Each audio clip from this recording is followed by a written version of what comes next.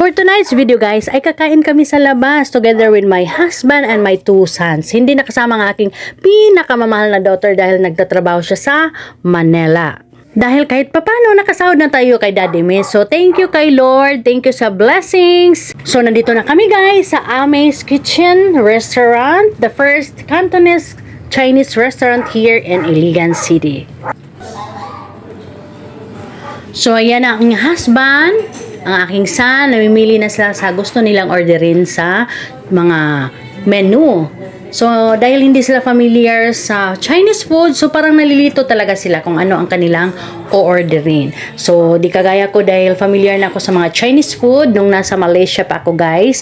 Dahil yung aking employer isang Malaysian Chinese. So, familiar na ako sa mga Chinese food. Alam ko na ang aking gustong orderan. So, may pati pa siya guys. So, yan na. Siniserve yung tea. And then, ang siniserve din ang aming first, yung combo. Masarap ito guys.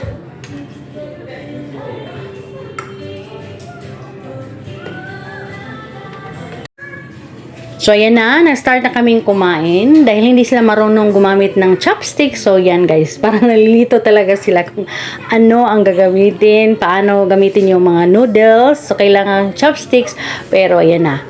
Parang okay na lang yan. Dahil kahit papano, nakakain kami dito sa Chinese restaurant. So, nakita ko lang itong post guys sa Facebook and then doon sa kabilang, sa TikTok, nakita ko to yung Ame's Kitchen. So, nag-try ako. So, hindi kasi sila familiar sa mga Chinese food.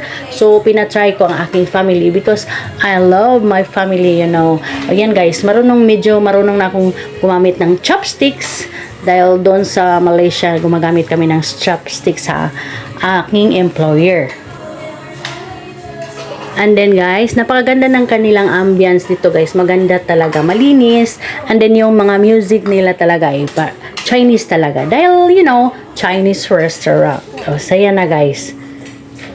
O, chopsticks daw siya.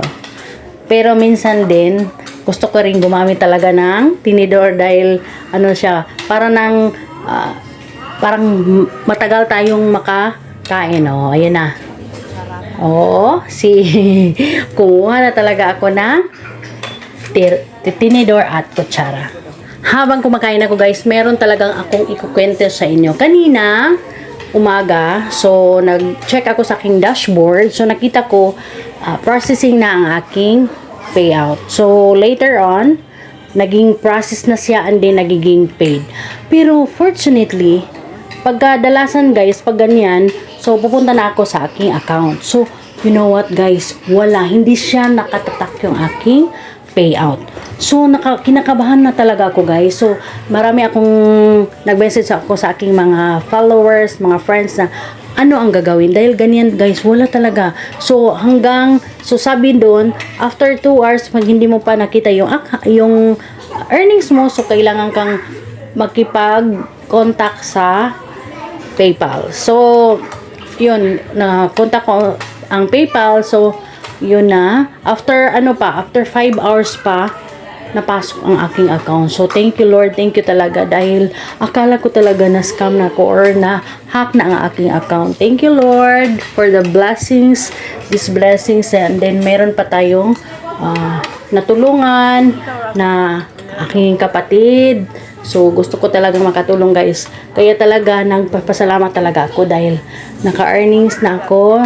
Napakain ko pa ang aking family sa labas. And then, yung aking nabigyan ko pa ng financial assistance yung aking kapatid.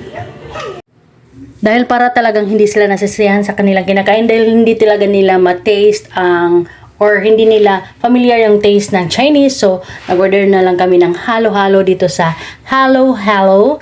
Dahil sabi nila, Holy Halo Special. So, sabi nila dahil masarap daw dito ang kanilang halo-halo. So, nag-take out lang kami guys para doon na lang namin kakainin sa bahay. So, yan ang aming order. 4 yung in-order namin. So, yan guys. Thank you for watching!